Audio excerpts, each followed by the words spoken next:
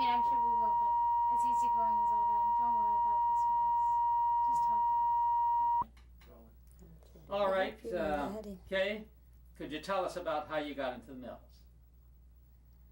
My mother worked for Harry Cannon, president of Cannon Mill.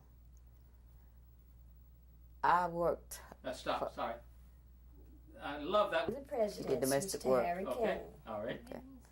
Yeah, maybe let her do that. Okay. What? No, that You had to do that. Yes, sir. All right. Rolling. Go. Thank you. Now, Mhm. continue from... No, you start from the Start, beginning. yeah. I'm getting nervous. Hold up a minute. I worked for... Much louder. I worked for... My mother worked for Harry Cannon, president of Cannon Mill. She did domestic work in his home. And he told me the day before that she would be receiving a notice the next day that she would go into the mill, that she would have a job. And I was so excited, and I came home and told her, "You get your notice tomorrow, and you will be the first one in the washcloth, first black in the washcloth department." How did you feel about that? So I was very excited about it. Could hardly sleep that night. Well, I got up the next morning and prepared myself to go to the mill. I went for an interview. She started a few days later. She didn't go in that day, but it was a couple days later. She had to go to have her examinations and all of her tests before she could go begin her work.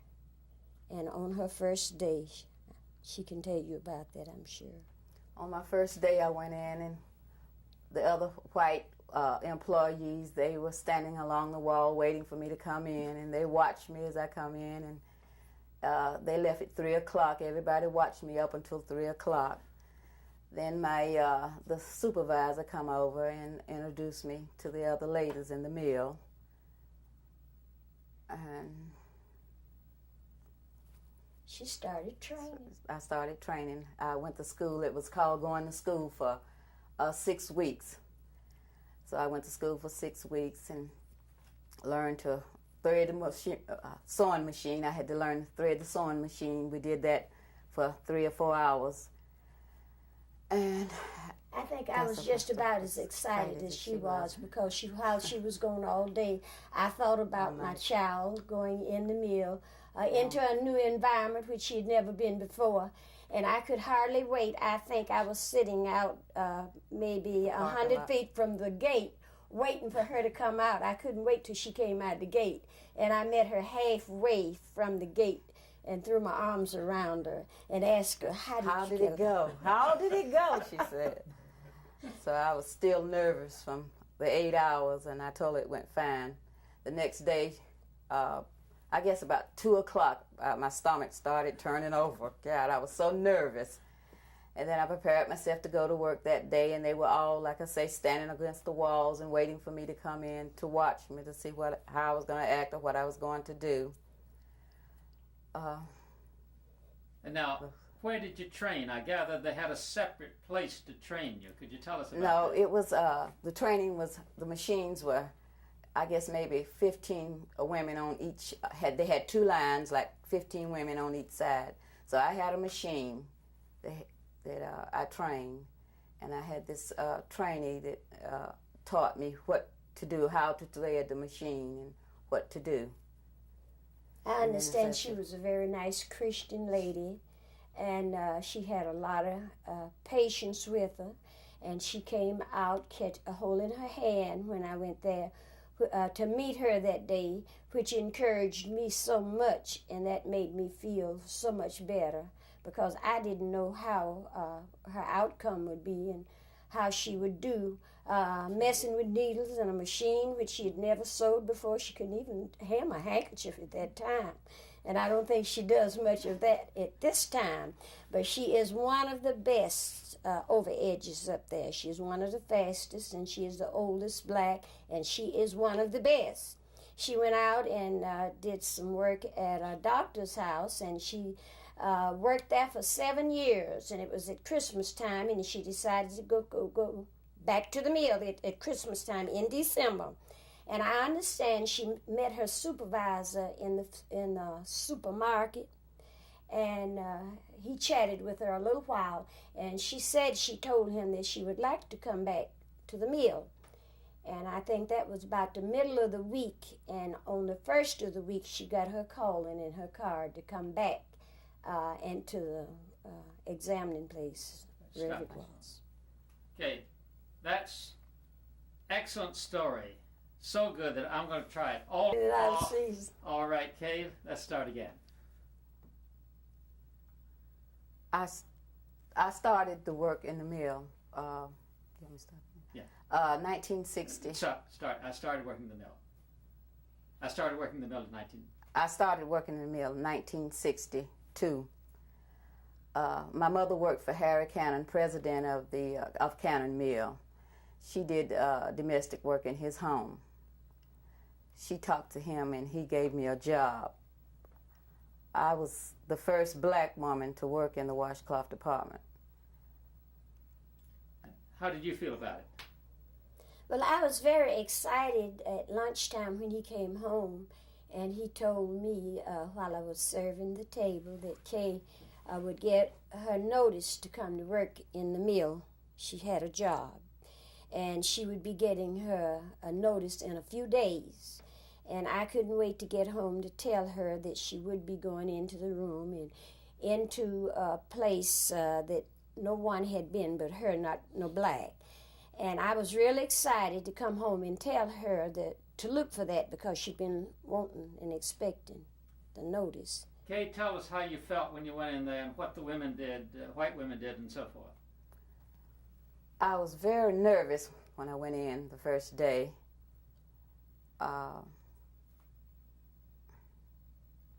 But the white women were very nice to me. No, you were telling us before that you went down and they were standing up against the wall and they watched you. And yeah, all when this I went in.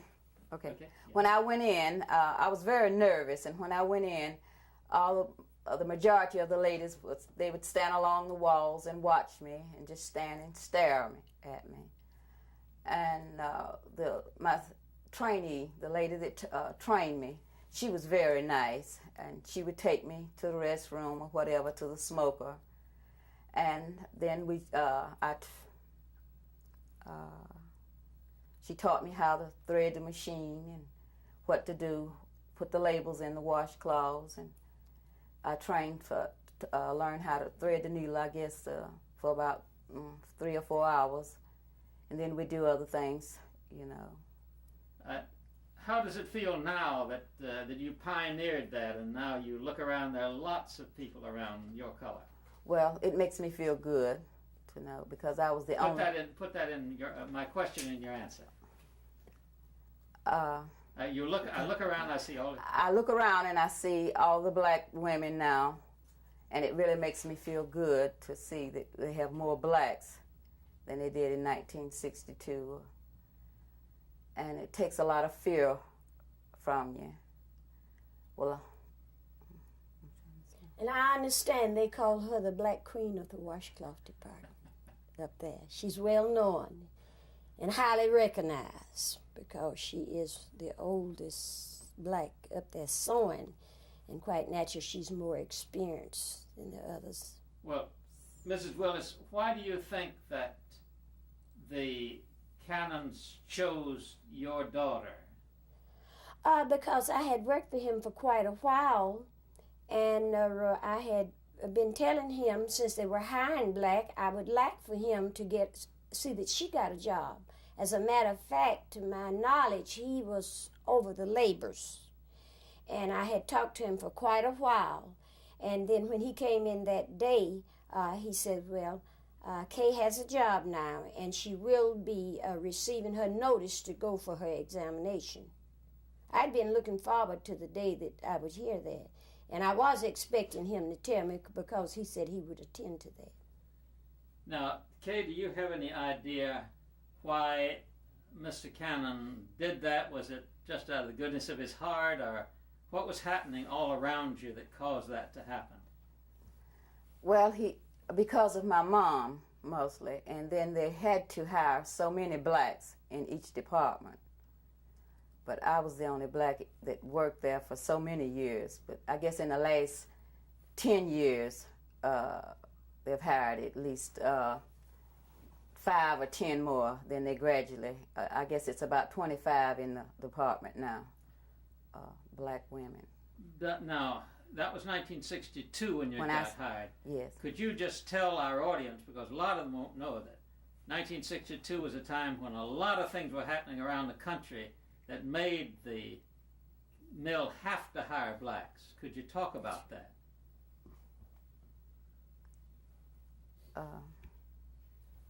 It made them hire blacks. Now, there was a civil rights movement, Martin Luther King, all of that, you see, was making it possible for them to, for the federal government to say, look, you've got to do this. That's right. Maybe, Mrs. Willis, you'd like to talk about that.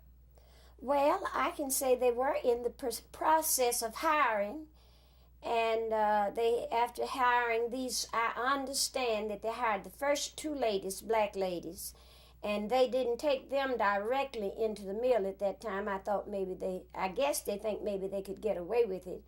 And I understand that they were teaching them outside of the mill in a warehouse to spin or whatever their job was.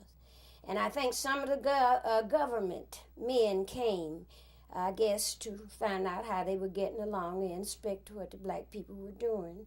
And they found them out there apart from the mill.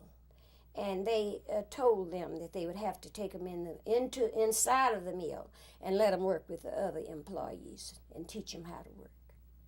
Now, did you anticipate any trouble, or you've lived here a long time and you knew that black women hadn't been in the mill before? Did you worry about trouble for your daughter? Well, no, I didn't worry because of Mr. Cannon. Because, you see, I was his domestic servant, and I had worked there for 17 years. And not only that, afterwards I had friends, and I would ask him, if he would get them a job, and he found many of my friends a job. He'd say, well, because of me, he'd say, well, tell them to come over to my house, and I'll talk to him at a certain time. But I felt assured that she would be safe because of him, because he sent her there, and he was over the personnel. Now, what do you think Mr. Cannon would say if he knew that you were speaking out so strongly for the Union now? Well, he was a quite frank, honest man. And I think he would be well pleased because he was considerate.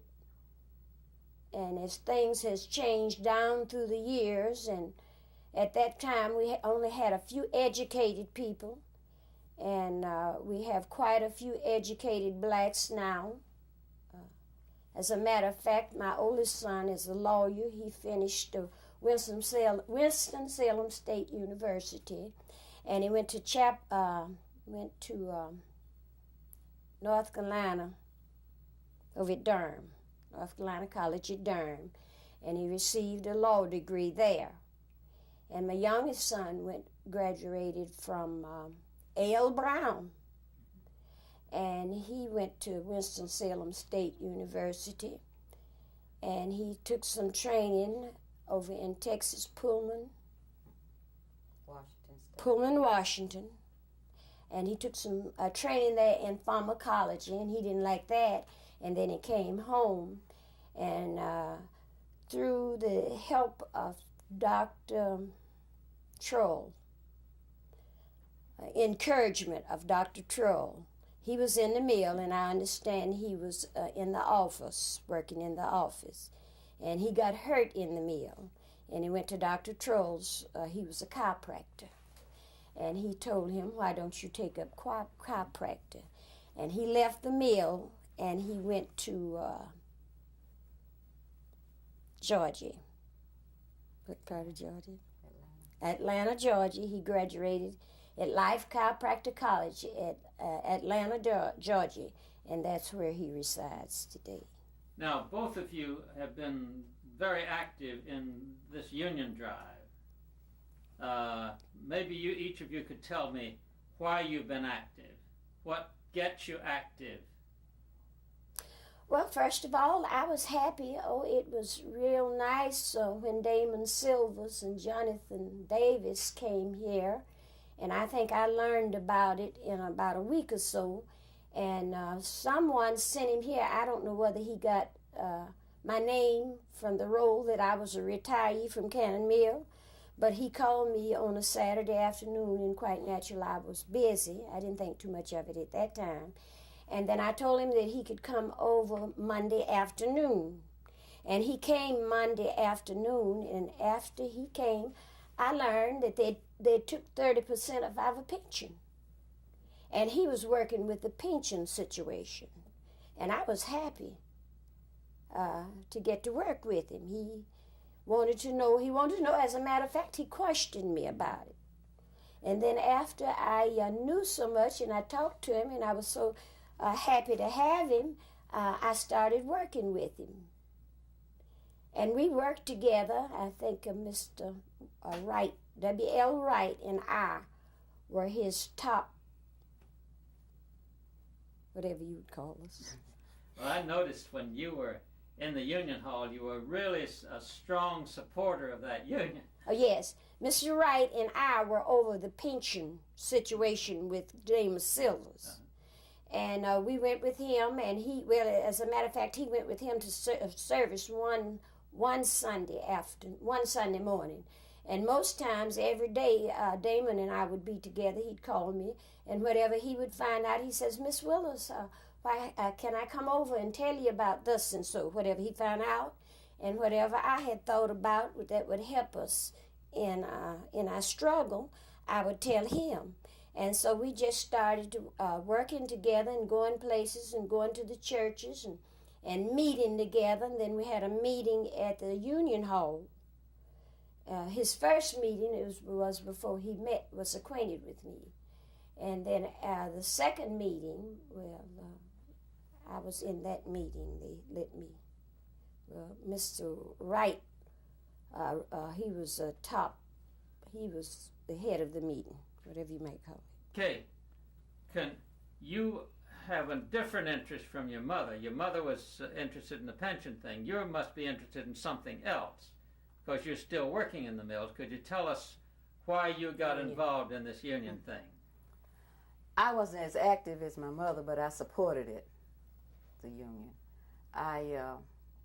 We need the union. We need a union very bad in Fieldcrest Cannon for reasons of unfair treatments and I just can't tell. Better working conditions. Better working conditions, yes. Okay, let's start again. We'll try that again. Okay. I supported. I wasn't as active as my mother with the union, but I supported the union. I do support the union because we have so many unfair treatments in the at Fieldcrest Cannon, unfair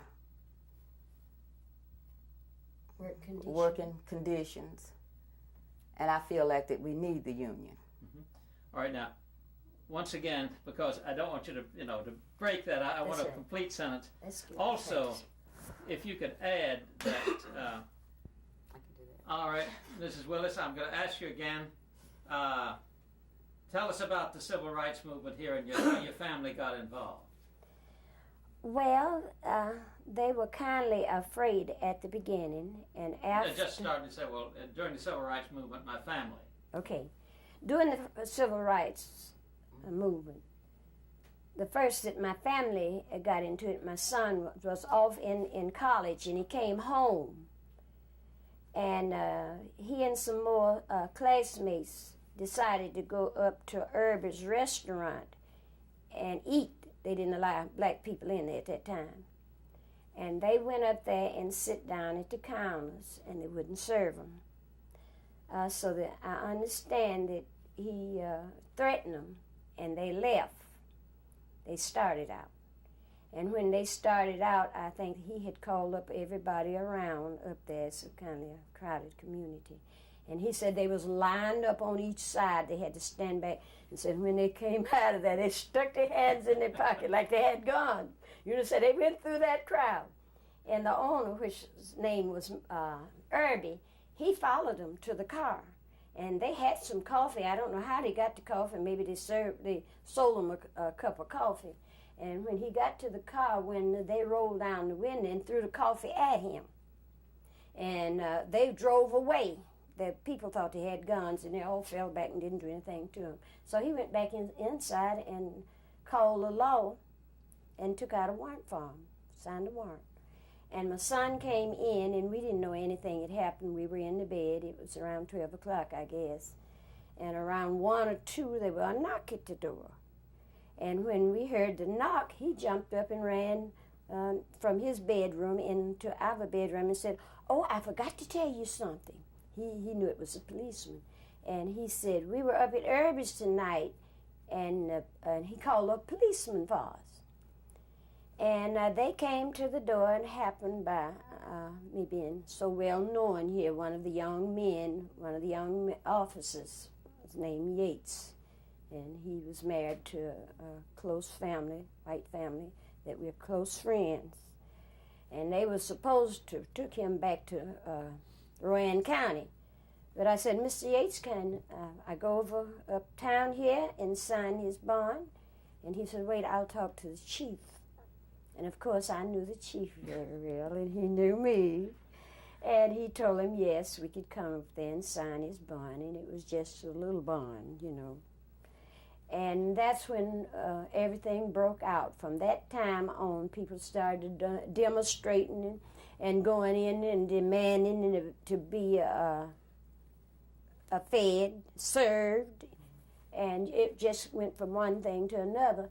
And after they saw and knew it was a law, and they were doing it other places, well, they just gave up and started letting us come in.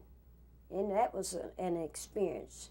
We would go in there, and if there was a seat, we would always sit right at the front, because before then we'd have to go to the back of the restaurant, and there was a little window there, and they would hand us our sandwich out, and we'd stand there and eat it or go around the corner somewhere. If you knew one of the cooks or somebody, we could go back in the kitchen and sit on the stool while they were cooking and sit there and eat. But after this happened, we all started to go in, and up until the day, I never go to the back anymore, because I always had to go to the back when I was allowed to go among them. When they allowed us to ride the bus, they had one long seat on the bus. And they wanted all the black people had to get on that seat. And I had this experience one day. I was coming from Concord, and there was only one lady on the back seat, and 2 other blacks was across me. And it was meal changing time. It was time for them to pick up the meal hand. At that time, we had city buses, and they ran to Concord and all over the white section and picked up the laborers. And I thought, well, since there are a lot of people getting in, I'll just sit here at the seat, like this seat, and there was a long seat behind. And I sit down there, and he went on for a few blocks. And after a while, the driver of the bus, it was a city bus, and after a while, he stopped the bus and started to wash the back. And I looked at him. I was kind of frightened, and he was looking so mean, you know. And he come to, a little white boy came and sit down beside me. And he pulled the little white boy up, and he said, "Get up and go back there and sit down." So I got on up. That was before, you know, any of the other pressing went on. I got up and went back there and sit down. And there were another couple, black couple, just across from me. He said, "You get up too. You go back there and sit down."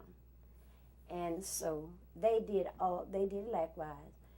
But after I knew I was entitled to sit anywhere on the bus, and even to now, I get the first seat that I can get to, because I was demanded to go to the back always before that time. Now, what did you ever talk about this with? I just need to adjust her microphone. Okay. I want you to see that. Vanessa, do I have to move my car for you to get out? No, my car is over the other driveway. I want you to see them. Okay, I will. I'll call you later tonight. Bye-bye. Good night. Bye-bye. Bye-bye. Thank you. Sure, thanks. I owe you the film, by the way. Okay. I'm just going to wait till you back up because your car will make noise. We'll Okay. just take a...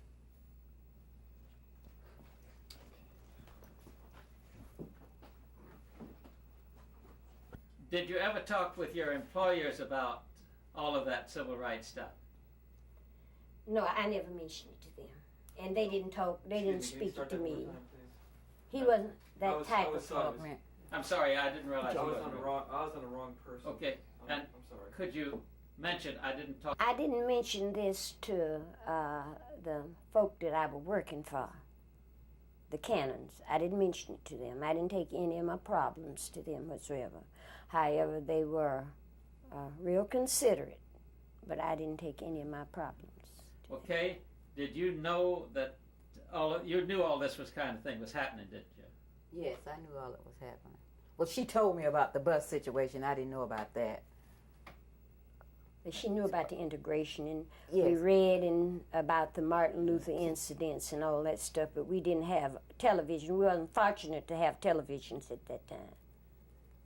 Okay, did you regard your getting, in a way, going into the mills the way you did was kind of a continuation of all of that?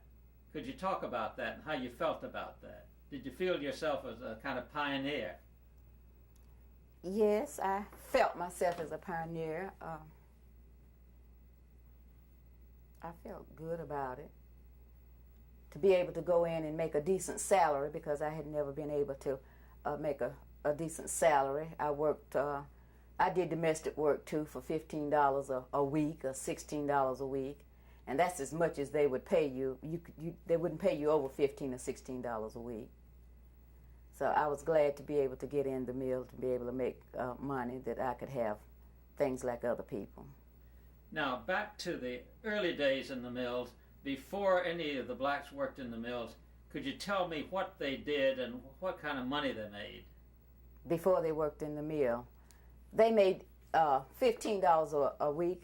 Didn't anybody make any, the domestic women, they didn't make any more than $15 a week at that time, back in the 80s. As a matter of fact, the white women would get together and they had clubs. And they made a rule that all of them would pay $15, whatever they paid they would have clubs and they would meet in those clubs. And they would discuss this issue. And they would all vow that they wouldn't one pay anymore. It wouldn't do any good to stop one and go to the other, because they had already made this rule that whoever hired a black domestic servant, they weren't going to pay him over $15 a week. And they all stuck to that. Now, going way back though, before any blacks worked in the mills, could you tell us what they did in the mill village, and did you live in this, were you born in this town?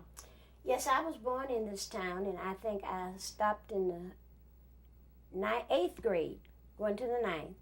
And as a matter of fact, my mother was old, and I had 2 little nephews, and all of them left me at home, and I had to stop school and go to work.